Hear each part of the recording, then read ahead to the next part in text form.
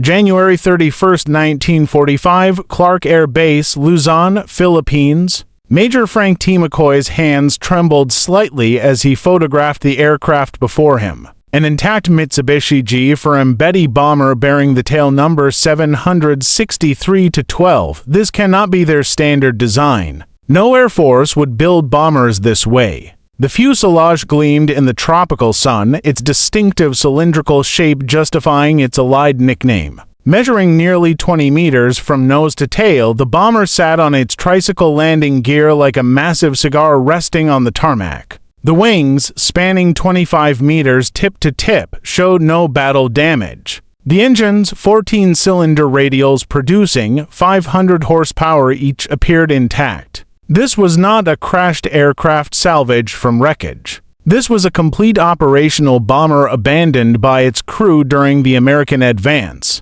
But what had captured McCoy's complete attention? What would revolutionize American understanding of Japanese aviation doctrine was what he discovered when he climbed inside the wings through the inspection panels. The fuel tanks were completely unprotected. No self-sealing rubber compound. No armor plating, no fire suppression systems, no protective coatings of any kind. Just thin aluminum skin, perhaps 2 millimeters thick, separating thousands of liters of high-octane aviation fuel from enemy machine gun fire. Major McCoy, commander of the Technical Air Intelligence Unit Southwest Pacific, had examined dozens of crashed Japanese aircraft across the Pacific. But nothing had prepared him for this moment. This bomber, abandoned intact during the American liberation of Clark Field, would expose a design philosophy so alien to Western military thinking that it would take months for analysts to fully comprehend its implications. The mathematics of this discovery would reshape American tactical doctrine and aircraft design for the remainder of the war. Every assumption American pilots held about enemy capabilities, about the price Japanese engineers were willing to pay for performance, about the value imperial forces placed on crew survival, was about to be systematically demolished by the evidence contained within this single pristine example of Japan's most important bomber. The journey to this revelation had begun for years earlier on December 8, 1941, that morning. As smoke still rose from Pearl Harbor, 80 G4M bombers and 26 G3M bombers lifted off from bases on Formosa. Their target was Clark Field itself, the primary American air base in the Philippines. The attack achieved complete tactical surprise. Arriving at 12:35 in the afternoon, the Japanese formation flew at 20,000 feet beyond the reach of American anti-aircraft guns.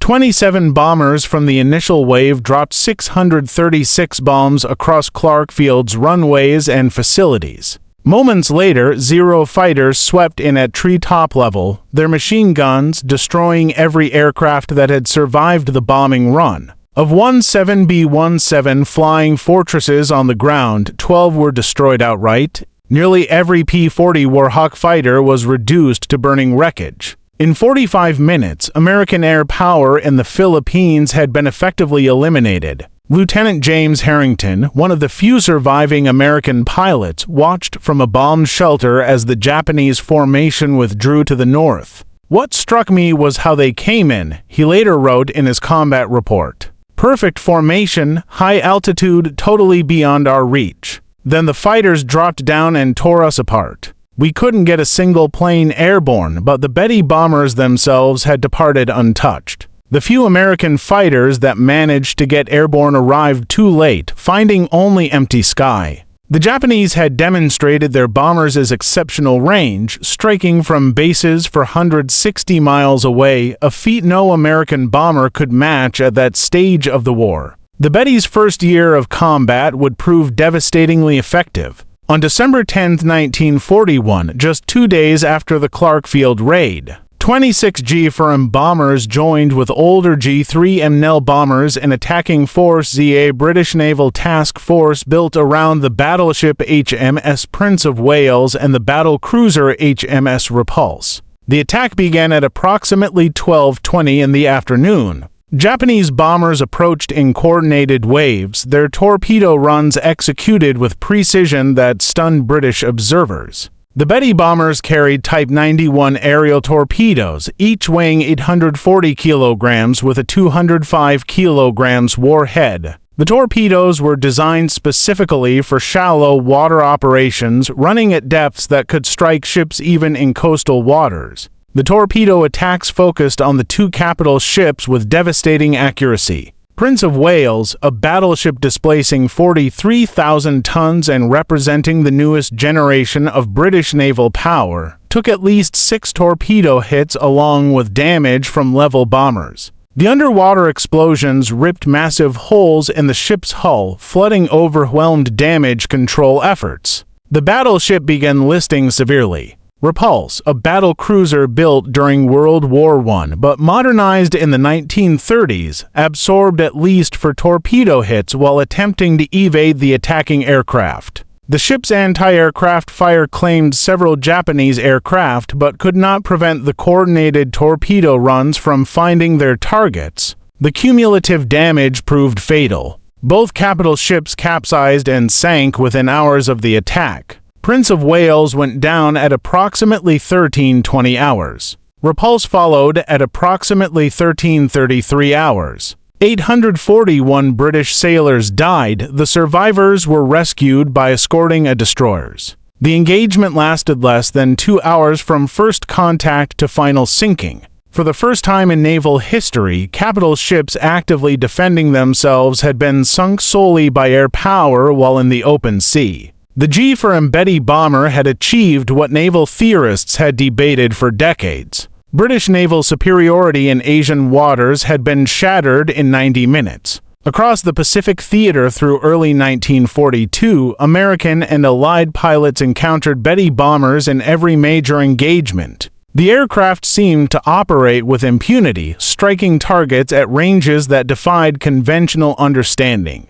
They hit Darwin, Australia from bases 1,500 meters away, demonstrating reach that exceeded any Allied bomber's capability. They attacked Port Moresby from airfields across New Guinea's mountain ranges, maintaining pressure on Allied positions throughout the southwest Pacific. They struck Guadalcanal from Rabaul, a distance exceeding 600 meters, projecting Japanese air power across vast ocean expanses. The Betty's operational range gave Japanese forces strategic flexibility that Allied commanders struggled to counter. American fighters based at forward positions lacked the range to intercept Betty bombers departing from distant bases. Allied airfields came under attack from Japanese bases that were themselves beyond Allied striking range. The asymmetry in bomber capability meant that Japanese forces could attack at will while Allied forces struggled to retaliate effectively.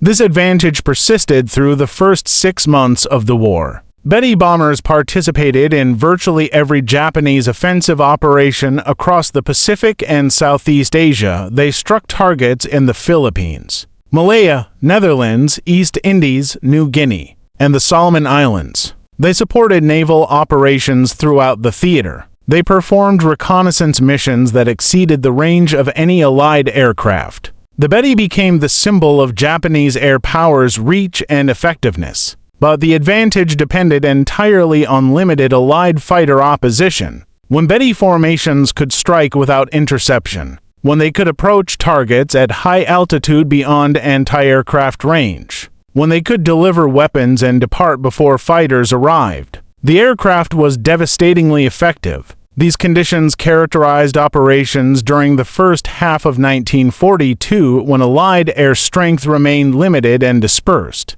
But by mid-1942, the tactical picture began to change. As American fighter strength increased, as Wildcats gave way to more capable Hellcats and Corsairs, as pilot training improved and tactical doctrine evolved, Betty crews began reporting disturbing losses. The shift became undeniable on August 8, 1942. 23 G4M bombers from the 4th Air Group departed Rabaul to attack American positions at Guadalcanal. American fighters intercepted the formation over Tsavo Island. In the engagement that followed, 18 of the 23 Betty bombers were shot down. Approximately 120 aviators died in what would become the single worst G4M loss during the entire campaign. Fighter pilots reported the same observation across every engagement. The Betty exploded into flames with minimal hits. 2 or 3 rounds anywhere along the fuselage or wings produced catastrophic results.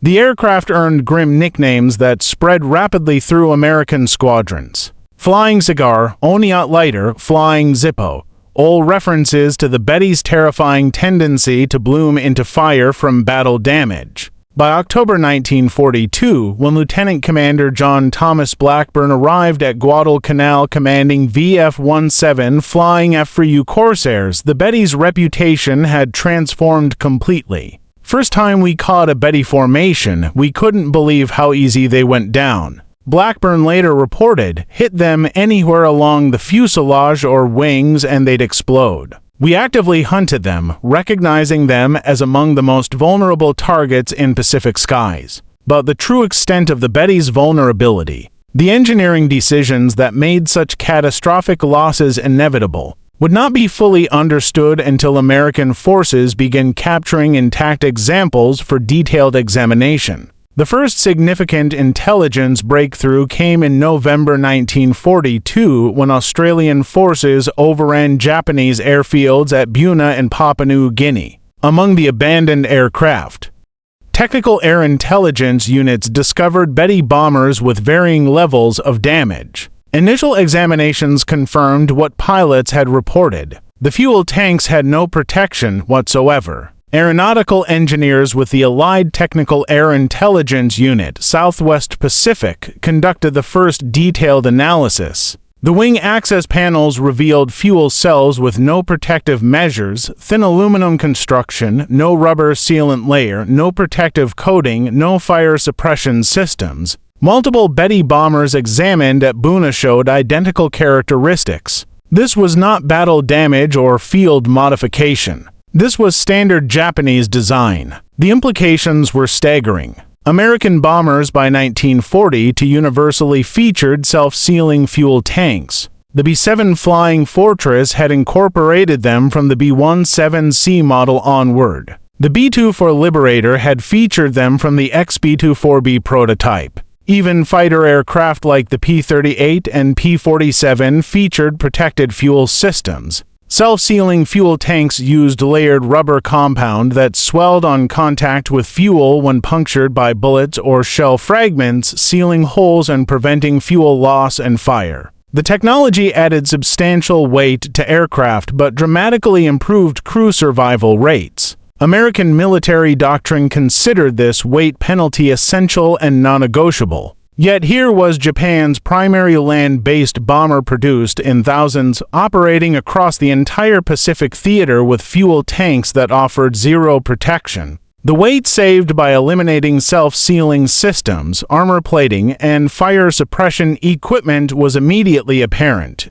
but the cost in crew lives becoming equally obvious in loss statistics that mounted with every engagement. The captured Betty at Clark Field in January 1945 would provide the most complete technical analysis. Major McCoy and his team spent 3 weeks dismantling and documenting every system. Their report, classified secret and distributed to all Allied air forces, detailed specifications that explained both the Betty's extraordinary capabilities and its catastrophic vulnerabilities. The G4M Model 1 specifications revealed an aircraft optimized ruthlessly for range and speed. Empty weight of 6,741 kilograms, remarkably light for a bomber of its size. Maximum takeoff weight of 9,500 kilograms, fuel capacity of 4,780 L distributed across 8 unprotected tanks. For in each wing, positioned in the wing's center section where they were most vulnerable to combat damage.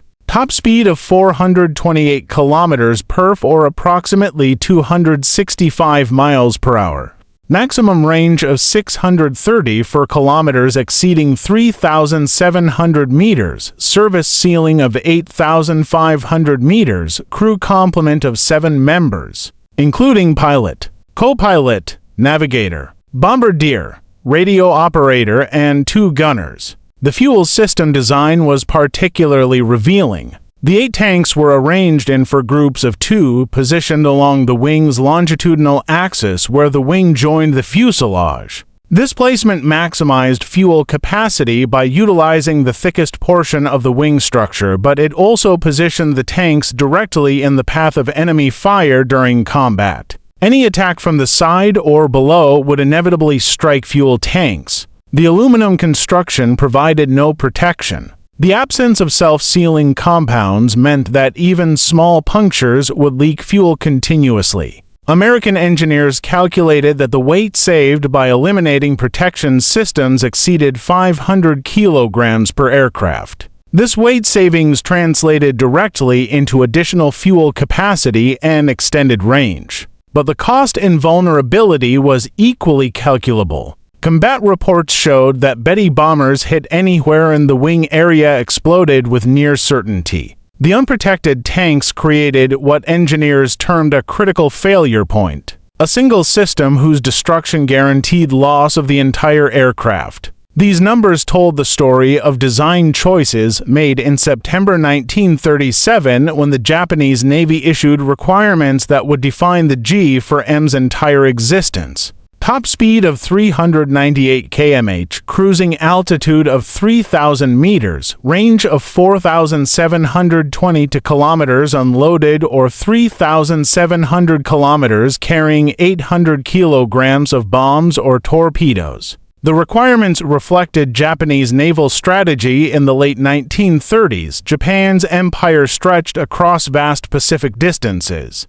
Naval bases were separated by thousands of kilometers of ocean. The Navy needed bombers capable of striking enemy positions far beyond the range of carrier aircraft. Bombers that could operate from land bases to support naval operations across the entire theater. Existing Japanese bombers fell far short of these requirements. The G3M bomber, then in service, had a maximum range of approximately 3,000 kilometers. American bombers like the B-7 had even more limited range in their early variants. No bomber in service anywhere in the world in 1937 could strike targets at the distances Japanese planners envisioned. The Navy's requirements were not arbitrary. They were calculated based on the distances Japanese forces would need to cover in any future Pacific conflict. From Formosa to the Philippines, 460 miles. From Rabaul to Guadalcanal, 600 meters. From Japanese home islands to potential targets across the Pacific, thousands of miles.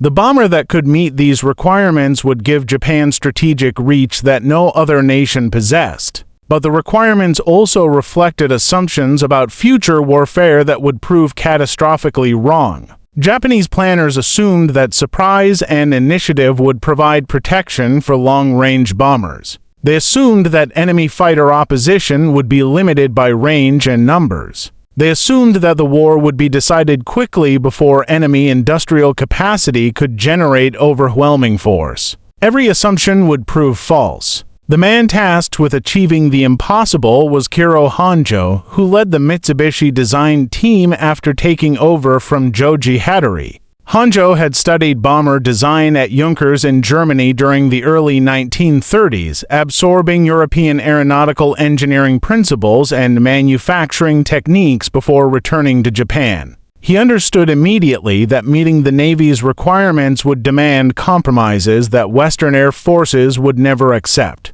Honjo assembled a team of engineers at Mitsubishi's Nagoya facilities to tackle the design challenges. The team analyzed every aspect of bomber design, calculating weight budgets for every component and system. They studied existing bombers from multiple nations, identifying where weight could be reduced without compromising structural integrity. They experimented with new construction techniques and materials that might offer weight savings. The mathematics were brutally simple. To achieve the required range, the aircraft needed massive fuel capacity. Each liter of aviation fuel weighed approximately 0.8 kilograms. 4,780 L of fuel meant approximately 3,800 kilograms of fuel weight at full load. To achieve the required speed with this fuel load, the aircraft needed minimal weight. Every kilogram added to the empty weight reduced either range or payload capacity. These two requirements existed in direct opposition. Fuel was heavy, protection systems were heavy, armor plating weighing hundreds of kg would be required to protect crew positions and vital systems. Self-sealing fuel tanks added substantial weight through the rubber compounds and additional structure required. Fire suppression systems added weight. Redundant safety measures added weight. The cumulative weight of adequate protection would prevent achieving the required performance. Honjo made the decision that would define the G4M throughout its service life. Protection would be sacrificed for performance. The fuel tanks would be unprotected aluminum construction. No self-sealing compounds, no armor plating around fuel cells. No fire suppression systems beyond basic fire extinguishers, no redundant safety measures. Every kilogram saved would be invested in fuel capacity, range, and achieving the Navy's performance specifications. The decision was not made lightly. Honjo understood the risks. His team calculated the vulnerabilities that unprotected fuel tanks would create. They knew that combat damage to the wings would likely prove catastrophic, but they also knew that the Navy's requirements could not be met any other way with available technology. The choice was between an aircraft that met performance specifications with known vulnerabilities or an aircraft that failed to meet requirements but offered better protection. The Navy had demanded performance. Honjo delivered performance. The first G4M prototype flew on October 23, 1939. The aircraft met every performance requirement the Navy had specified. Speed exceeded expectations. Range surpassed projections. Payload capacity satisfied operational needs. The bomber entered production as the Navy Type 1 attack bomber with Mitsubishi building the aircraft at plants in Nagoya. Initial production models, designated G4M Model 1, began reaching operational units in April 1941. By December 1941, approximately 180 G4Ms were in service. With the Japanese Navy, these aircraft would form the backbone of Japanese land-based air power. Throughout the Pacific War, the Betty's combat debut at Clark Field and against Force C demonstrated the wisdom of Honjo's design priorities in the specific conditions of early 1942, when facing limited opposition, when achieving surprise, when operating beyond the range of enemy fighters. The Betty was devastatingly effective. Its range allowed strikes from bases that enemies considered safe. Its speed permitted rapid penetration of target areas. Its payload delivered meaningful damage. But these advantages depended entirely on the assumption that Betty formations would face minimal opposition. The moment American fighter strength increased, the moment interception became routine, the moment sustained combat became inevitable, every design choice that prioritized range over protection became a death sentence for crews. The Guadalcanal campaign exposed the fundamental flaw in the Betty's design philosophy. From August through October 1942, more than 100 G4M bombers were lost with their crews in what became a sustained bloodletting that Japanese air forces could not sustain. The single mission on August 8 alone destroyed 18 of 23 aircraft with approximately 120 aviators killed. The pattern repeated with brutal consistency throughout the campaign. Betty formations would depart from Rabble, fly 600 meters to Guadalcanal, engage American fighters, and suffer catastrophic losses. August 9th saw additional bombers lost. August 10th brought more losses. By the end of August, the 4th Air Group had been effectively destroyed as an operational unit. September brought no respite. Betty formations continued striking American positions at Guadalcanal, and American fighters continued destroying them in overwhelming numbers. The mathematics were inexorable. Japanese forces needed to strike American positions to contest control of the island. Betty bombers provided the only means of delivering meaningful strike capability from Rabaul, but every mission resulted in losses that could not be replaced. October saw the pattern continue. American fighter strength increased as more squadrons arrived at Henderson Field, pilot quality improved as combat experience accumulated, tactical doctrine evolved to exploit Betty vulnerabilities more effectively. Japanese losses accelerated even as the number of bombers available for missions declined. By November, when the Guadalcanal campaign effectively ended with Japanese withdrawal, Betty losses exceeded 100 aircraft. Crew casualties approached 700 men dead. The exchange rate was unsustainable. Japan's most capable land-based bomber had been rendered obsolete by its own vulnerabilities, transformed from a feared weapon into what American pilots called easy meat. Japanese planners had expected losses. All military operations involved casualties, but the scale of Betty losses exceeded every projection. The unprotected fuel tanks that permitted 6,000 kilometers range also guaranteed that any hit to wings or fuselage would likely prove fatal. There was no middle ground, no wounded bombers limping home, no damaged but survivable aircraft. Betty bombers either returned untouched or exploded in flames. By mid-1943, Japanese engineers recognized that modifications were essential. Starting with the 663rd aircraft produced in March 1943, 30mm rubber sheets were installed beneath wing surfaces where fuel tanks were located. These sheets were not true self-sealing tanks. They were a compromise measure, adding minimal weight while providing limited protection against fuel leakage. The modification reduced top speed by 9 km per hour. Maximum range decreased by 315 kilometers, but crew survival rates showed no significant improvement. The rubber sheets could slow fuel leakage from small caliber hits. They could not prevent fires from larger caliber rounds or cannon shells. They could not stop explosions when tracers ignited fuel vapor. The fundamental vulnerability remained unchanged. Japanese designers attempted more. Comprehensive protection with the G4M Model 3 introduced in October 1944. This variant featured actual self-sealing fuel tanks with capacity reduced to 4,490 L to accommodate the leak-blocking material. The modification reduced maximum range to 3,640 kilometers,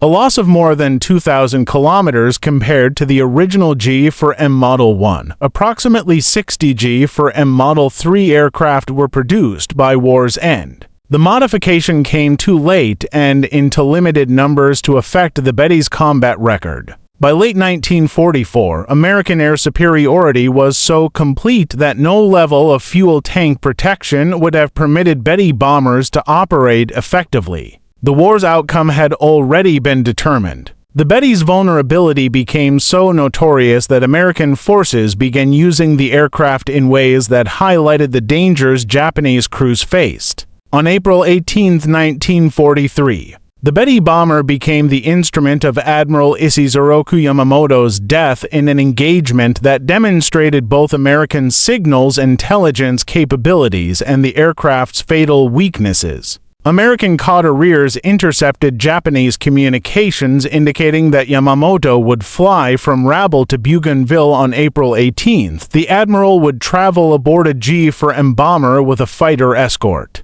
18 P-38 Lightnings from the 339th Fighter Squadron were assigned to intercept the flight. Though only 16 actually flew the mission after one aircraft blew a tire on takeoff and another suffered drop tank failures. The mission required extraordinary precision. The P-38s would fly over 400 meters at wave top height to avoid radar detection, navigate across open ocean without landmarks, and arrive at exactly the calculated intercept point at exactly the calculated time. Any error in navigation, any deviation in timing would result in mission failure. The intercept had to occur within a narrow window when Yamamoto's aircraft would be vulnerable. The P-38s departed Guadalcanal at 07 to 5 hours. They flew at 50 feet above the ocean for over 400 meters, maintaining strict radio silence. Navigation was by dead reckoning and timing.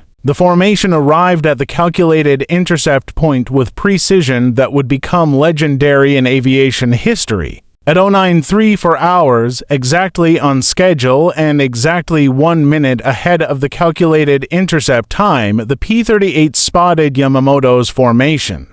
Two Betty bombers flying at low altitude with 60 fighters as escort. Captain Thomas Lanier and First Lieutenant Rex Barber broke from the formation to engage the bombers while other P-38s held off the Zero fighters. Barber engaged the lead Betty bomber, which carried Admiral Yamamoto. The bomber took hits to the wing area where the unprotected fuel tanks were located. The aircraft exploded in flames and crashed in the jungle. Yamamoto's body was recovered. The Toma following day he had been killed by injuries sustained during the crash. The second Betty bomber also crashed, killing all aboard. The operation demonstrated multiple aspects of Allied superiority. American signals intelligence had intercepted and decoded Japanese communications. American planning had calculated intercept timing with 1-minute precision over 400 meters of ocean. American fighters had executed the mission flawlessly despite extraordinary navigation challenges, and the Betty bombers' vulnerabilities had guaranteed that successful interception would be fatal. There was no possibility of Yamamoto's bomber surviving once it came under attack. The unprotected fuel tanks ensured that any damage would be catastrophic. The Betty's vulnerability reached its most dramatic demonstration on March 21, 1945. 18 G4M bombers took off from Koya Air Base, each carrying an MXY-7 Ohka rocket bomb beneath its fuselage. The Ohka was a piloted rocket-powered aircraft with a 1,200 kilograms warhead designed for kamikaze attacks against American ships. The mission required the Betty bombers to fly within 20 kilometers of their targets before releasing the Ohka aircraft. The Ohka pilot would then ignite the rocket motor and dive at speeds exceeding 650 kilometers per hour toward American ships. The warhead's 1,200 kilograms of explosives would destroy any vessel it struck, but the mission depended entirely on the Betty bombers surviving long enough to reach release range.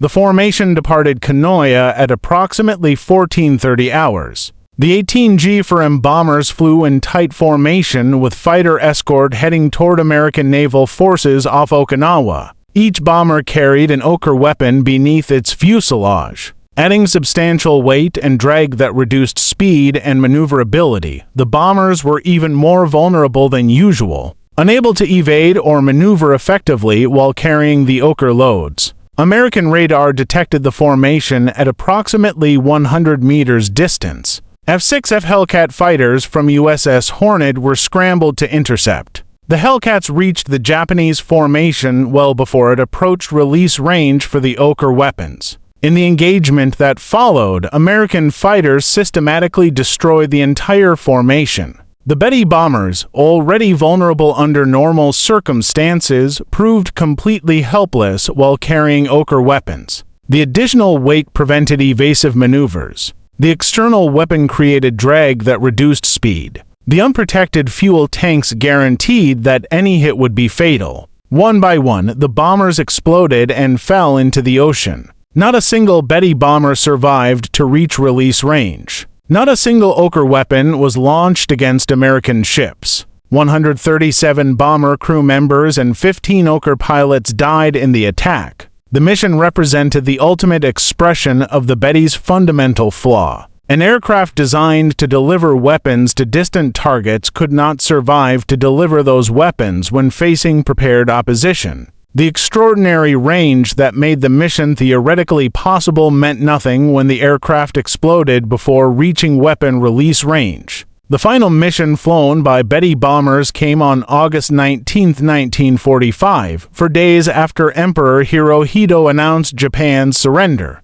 Two white-painted G4M bombers with green crosses departed at Sugi Airfield carrying Japanese representatives to discuss surrender terms with Allied forces. The aircraft given call signs Baton 1 and Baton 2 flew to Aoshima, where the Japanese delegation transferred to an American C-54 for transport to Manila. The symbolism was profound and deliberate. The white paint and green crosses indicated peaceful intent, transforming the bombers from weapons of war into vehicles of diplomacy. The call signs Baton 1 and Baton 2 referenced the location where American forces had surrendered to Japan in April 1942, one of the most devastating defeats in American military history. Now, 3 years later, aircraft bearing those call signs carried Japan's surrender delegation. Lieutenant Den Sudo piloted one of the surrender aircraft, a G6M Model 1 transport variant converted from the bomber airframe.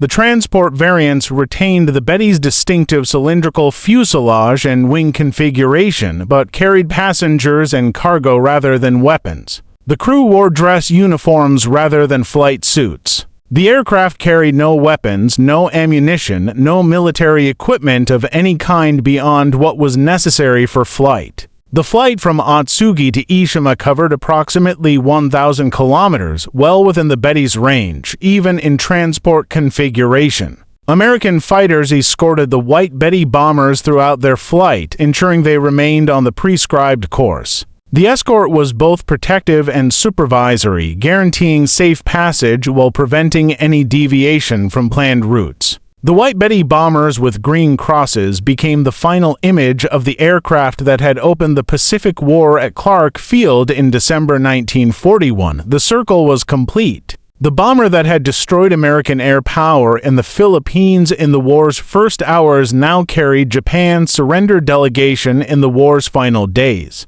The aircraft that had symbolized Japanese air power's reach and effectiveness now symbolized Japan's defeat and submission to Allied terms. The Betty's production statistics reflect both the aircraft's importance to Japanese operations and the terrible cost of its design philosophy. Total production reached approximately 2,414 aircraft across all variants, though some sources cite figures as high as 2,435 when including all prototypes and subtypes. The variation in total numbers reflects different methods of counting prototypes, subtypes, and transport variants. The G4M Model 1 comprised approximately 1,172. Aircraft produced from 1941 through early 1943.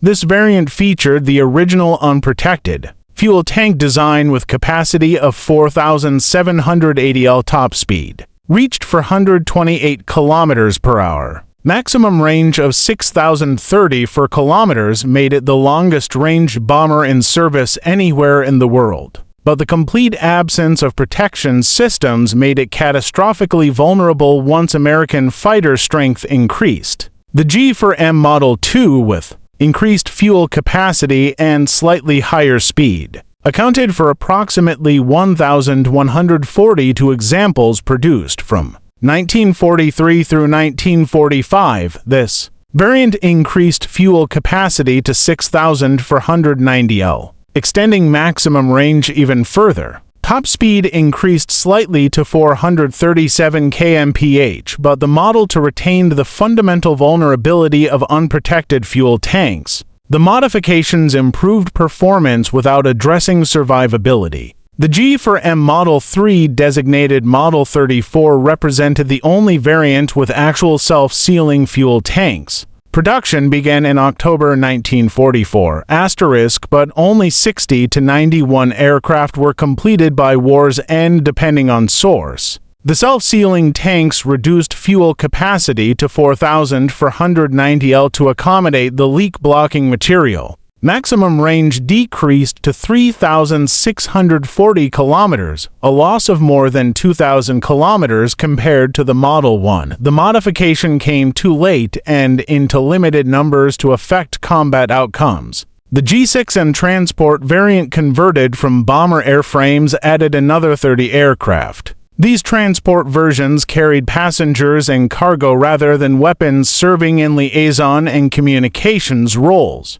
The G6M Model 1, used for one of the surrender aircraft in August 1945, represented this variant. Production continued through August 1945, with final aircraft completed just days before Japan's surrender. Mitsubishi factories produced Betty bombers at peak rates of approximately 100 aircraft per month during 1943. Production decreased in 1944 and 1945 as Allied bombing disrupted Japanese industry and as resources were diverted to fighter production for homeland defense. These production numbers made the Betty one of Japan's most numerous bombers, exceeded only by some fighter types in total production. Over 4 years of war, Mitsubishi delivered approximately 2,400 aircraft to Japanese Navy units across the Pacific theater. The bombers served in every major campaign, participated in every significant naval engagement, and struck targets across distances spanning thousands of kilometers. But production statistics tell only part of the story. Loss rates tell the rest. Few Betty bombers survived to war's end. The overwhelming majority were destroyed in combat, consumed by the fires that the unprotected fuel tanks made inevitable. By August 1945, when Japan surrendered, only a handful of operational Betty bombers remained in service. The aircraft that had numbered in hundreds in 1942 had been reduced to dozens by attrition that no amount of production could replace. The casualty statistics among Betty crews were similarly devastating, though exact numbers remain difficult to verify from available records. What is certain is that thousands of Japanese air crew died in Betty bombers, their deaths made nearly inevitable by the aircraft's fundamental vulnerabilities. The unprotected fuel tanks created conditions where survival depended entirely on avoiding combat damage. Once hit, Betty bombers rarely survived. Once on fire, they never survived. The crews understood these odds and flew anyway because military discipline and cultural values demanded that they accept the risks regardless of consequences. Surviving Betty crews were unanimous in their assessment. The aircraft's unprotected fuel tanks made survival a matter of pure chance. No amount of skill, no tactical innovation, no courage could compensate for the fundamental vulnerability built into every G4M. Former Flight Petty Officer Yamamoto, who completed 28 combat missions before transfer to training duties, offered the most direct summary. The Betty was a magnificent aircraft that asked us to die for its range. We flew it because we were ordered to fly it. We died in it because that was what it was designed to make us do. The comparison with Allied bomber protection systems highlights the stark difference in design philosophy.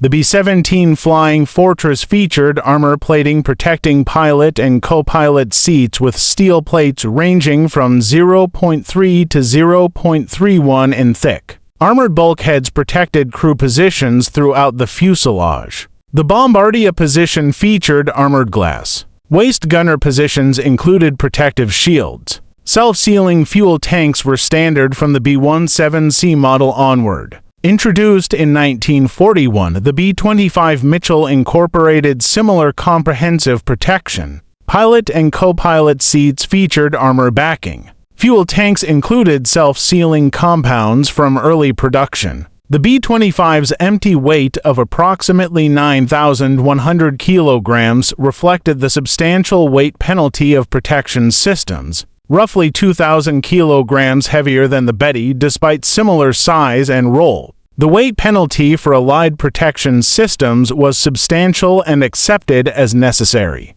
American studies during the war demonstrated the effectiveness of crew protection measures with statistical precision. Body armor reduced thoracic wound fatalities from 36% to 8%, a reduction of more than 75% in deaths from chest wounds.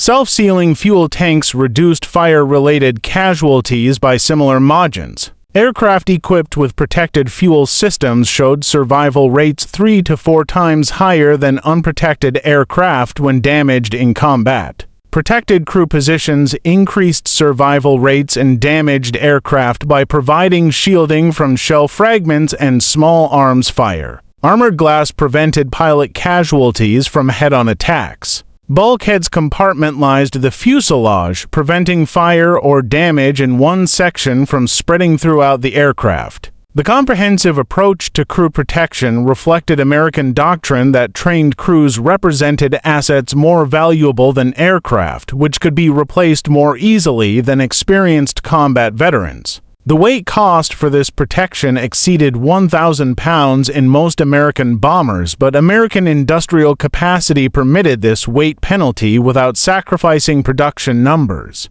American factories produced over 12,000 B-17 bombers and nearly 10,000 B-24 Liberators during the war. The production capacity meant that American forces could field large numbers of protected bombers without compromising capability. Japanese doctrine reached different conclusions. The Betty's design reflected a calculation that range and striking power outweighed crew survival. This philosophy assumed that achieving surprise and maintaining initiative would provide sufficient protection. It assumed that enemy opposition would remain limited. It assumed that the war would be short and decisive. All these assumptions proved catastrophically wrong.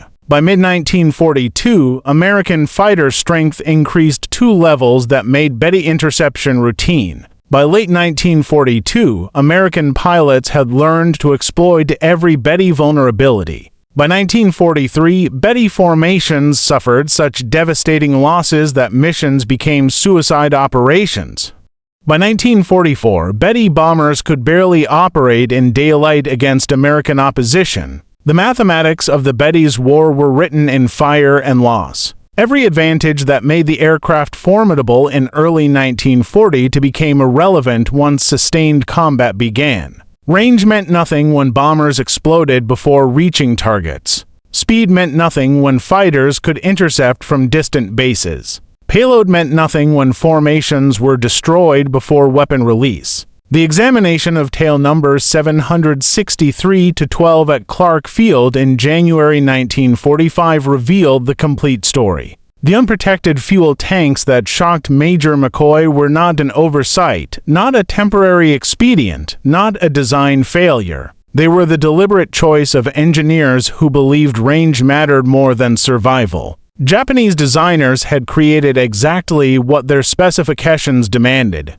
An aircraft with extraordinary range and speed, built with minimal weight, optimized for the mission requirements they received. The tanks were unprotected because protection would have prevented achieving the required performance. The decision made perfect sense within the constraints of 1937 technology and 1937 assumptions about future warfare. But those assumptions collapsed under the reality of sustained combat against an opponent with unlimited industrial capacity and growing technological advantage. The Betty bomber became a symbol of Japanese willingness to accept catastrophic casualties in pursuit of tactical advantage. It became evidence of a military culture that valued mission accomplishment over crew survival. When American engineers examined the intact Betty at Clark Field, they were not just analyzing an enemy aircraft. They were witnessing the physical manifestation of choices made years earlier.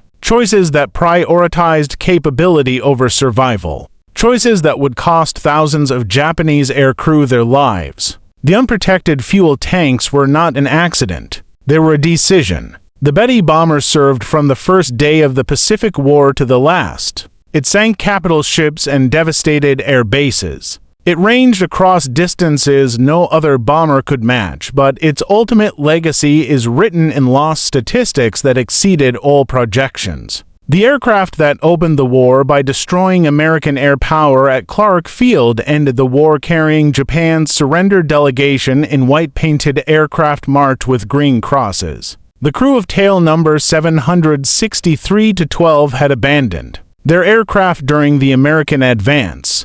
On Clark Field, they had survived by walking away from an aircraft whose design made survival in combat nearly impossible. Most Betty crews were not so fortunate. They flew missions knowing the danger. They climbed into unprotected bombers and crossed vast Pacific distances, and they died in overwhelming numbers consumed by fires that the aircraft's design made inevitable. The Betty bomber's story is ultimately about the price of capability without protection. It demonstrates that performance alone cannot guarantee success when that performance is purchased at the cost of crew survival. The extraordinary range of 6,000 kilometers meant nothing when aircraft could not survive the final 100 kilometers to target. The impressive speed of 428 kilometers per hour provided no advantage when American fighters could intercept from distant bases with warning from radar systems. The payload capacity of 1 ton became irrelevant when formations were destroyed before weapon release.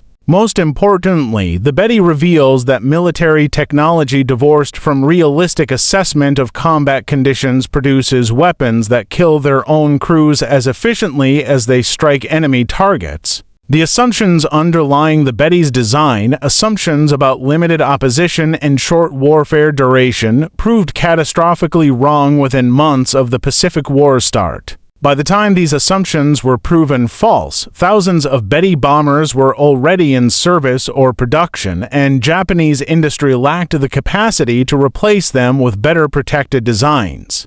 Japanese designers understood the risks when they made their choices in 1937 and 38. They calculated the weight penalties. They knew the vulnerabilities. They accepted the trade-offs because they believed the performance advantages would prove decisive. They were wrong, and thousands of men paid the price for that miscalculation with their lives. The Betty's legacy extends beyond aviation history into fundamental questions about aircraft design, philosophy, military ethics, acceptable risk, and the value of human life in warfare. American designers answered those questions by prioritizing protection even at the cost of performance. Japanese designers answered differently. It stands as evidence of what happens when capability is prioritized over survivability, when range is purchased with crew lives, when performance requirements override protection considerations. The thousands of burning Betty bombers across the Pacific sky marked the consequences of that philosophical difference, revealing the fundamental difference between how different nations approached warfare in the Pacific. American forces designed aircraft to bring crews home. Japanese forces designed aircraft to reach targets regardless of cost. In the end, the nation that valued crew survival built an air force that could sustain operations indefinitely. The nation that accepted catastrophic casualties for performance advantages built an air force that destroyed itself through attrition. The examination of tail number 763-12 at Clark Field provided the final proof of what Allied forces had suspected for years. The Betty bomber was not poorly designed. It was brilliantly designed to achieve specific goals. Those goals simply did not include bringing Japanese crews home alive. And in that single fact lies the entire story of why Japan lost the Pacific.